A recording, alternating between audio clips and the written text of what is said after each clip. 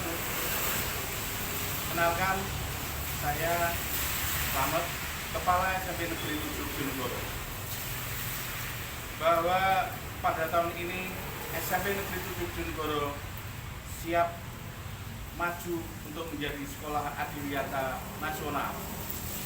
Perlu saya sampaikan bahwa gambaran dari SMP Negeri 7 Bojonegoro dengan letak geografis yang tepat berada di tengah-tengah kota Bojonegoro, tepatnya di Jalan Kartini nomor 8.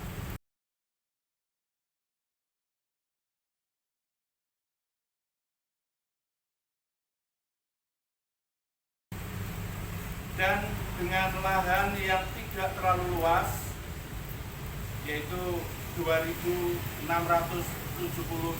meter persegi, didukung oleh pendidik dan tenaga kependidikan sebanyak 41 orang dengan siswa sebanyak 574 anak. Sarana dan prasarana pendukung yang dimiliki oleh SMP Negeri 7 Bojonegoro antara lain dengan ruang kelas sebanyak 20 ruang, lab IPA 1 ruang, perpustakaan 1 ruang, lab komputer 3 ruang. Tentu dengan sarana prasarana yang ada ini kita maksimalkan pembelajaran di SMP Negeri 7 Bojonegoro, dan dengan lahan yang terbatas ini tentu kita semuanya harus berkreasi dan berinovasi.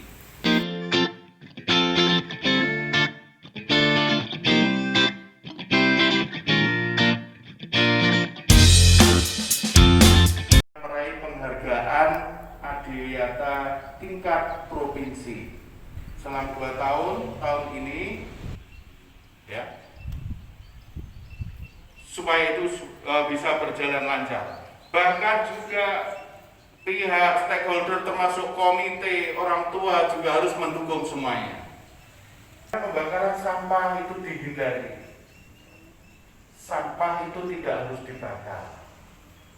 Bisa dipilih dan dipilah, dipisah, yang bisa didaur ulang, digunakan kembali, reuse, ya, bisa dimanfaatkan lagi, ya, dan recycle tentunya.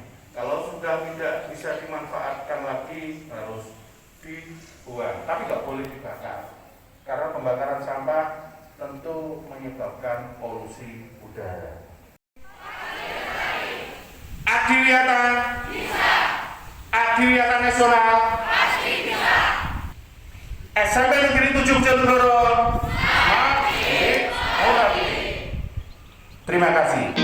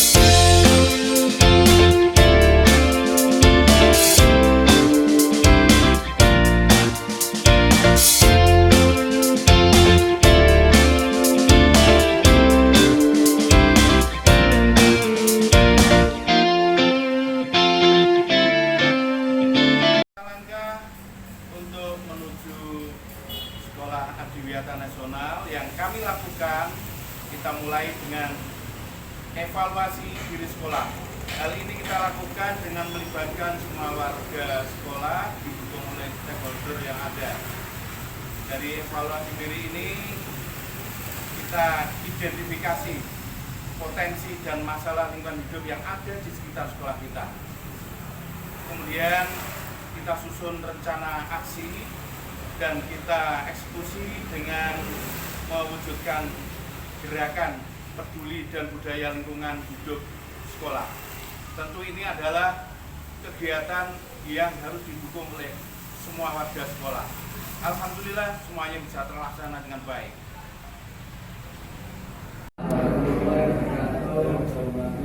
Yang rawat di ruangan ini kita coba mengupayakan untuk implementasi ini kaitannya dengan persiapan pelaksanaan menuju kegiatan nasional. Ini besok sesuai dengan standar masing-masing kita evaluasi di sekolah kita ini apa kekurangan dan kelebihan dari sekolah kita yang saat ini ada. Monggo nanti masukan dari Bapak Ibu wali murid, Bapak Ibu guru maupun anak-anakku, juga termasuk Bapak Ketua Komite, saya harapkan kontribusinya.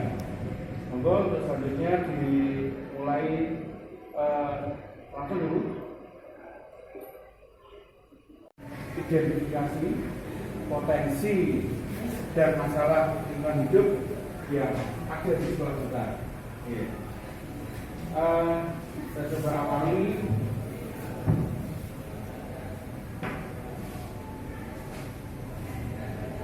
kaitannya dengan sosial.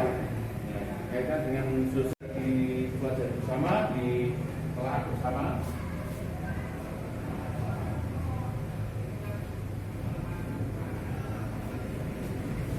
Kelemahan dari aspek sosial dari sekolah kita, dari kondisi masyarakat kita. Ya, ini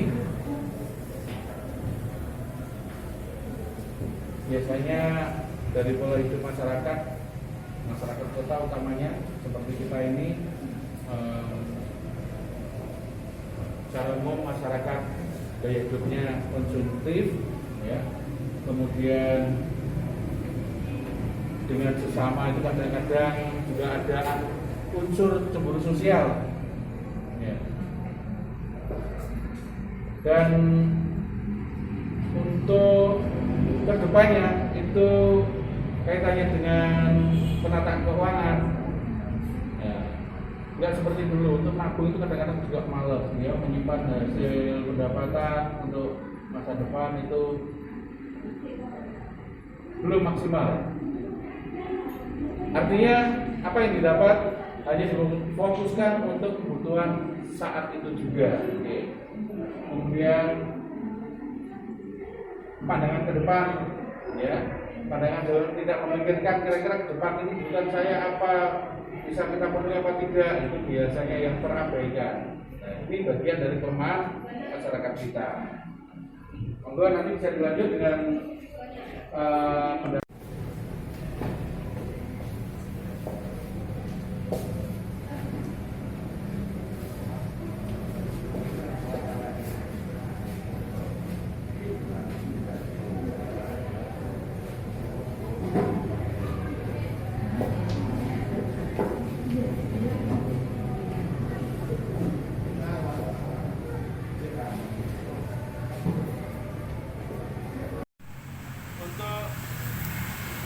fokus pada 6 aspek yang ingin kita laksanakan. Yang pertama adalah menyangkut kebersihan, sanitasi, dan drainase. Ini kita lakukan secara rutin, melibatkan juga semua warga sekolah, baik kebersihan kelas, taman, drainase, dan sanitasi. Itu kita lakukan juga pada hari Jumat bersih. Kemudian untuk yang kedua, pengelolaan sampah. Pengelolaan sampah, dari sampah yang ada kita pilih dan kita pilah mana yang bisa digunakan kembali, reuse, dan mana yang bisa dimodifikasi dan mana yang tidak bisa digunakan. Ini tentu pembelajaran untuk anak-anak juga supaya peduli pada sampah. Kemudian untuk pemeliharaan tanaman dan pohon yang ada di lingkungan sekolah, kita belajar bersama dengan warga sekolah yang ada bahwa pohon yang ada ini harus kita rawat, jangan sampai kekeringan, termasuk tanaman-tanaman yang kecil itu kita biasakan siswa-siswi kita untuk peduli untuk memelihara tanaman-tanaman ini yang ada di lingkungan sekolah. Dan yang konservasi air. Untuk air ini kita manfaatkan sebaik-baiknya. Kalau di sekolah kami memanfaatkan air limbah dari wudhu itu kita gunakan untuk kolam lele. Kemudian air limbah dari AC ini kita tampung, kita gunakan untuk menyiram tanaman. Untuk konservasi energi, sekolah kita punya program yang namanya 1 hari tanpa kendaraan bermotor. Jadi semua siswa termasuk Bapak Ibu guru juga ke sekolah tanpa menggunakan motor. Dan untuk inovasi dari sekolah kami, bahwa seperti kita ketahui, inovasi ini kita mengolah aloe vera atau tanaman lidah buaya, karena semua tahu juga bahwa lidah buaya ini banyak sekali manfaatnya. Kita upayakan manfaat yang dimiliki tanaman lidah buaya ini bisa diketahui oleh semuanya, terutama siswa-siswi bisa mewujudkan atau mengolah menjadi puding, dan juga hand sanitizer. Demikian juga dengan keterbatasan lahan yang sempit ini, mencoba untuk berinovasi, mengolah atau memanfaatkan lahan yang ada. Kita wujudkan dalam bentuk tanaman dengan media hidroponik. Alhamdulillah semuanya terwujud dan sudah sempat panen beberapa kali.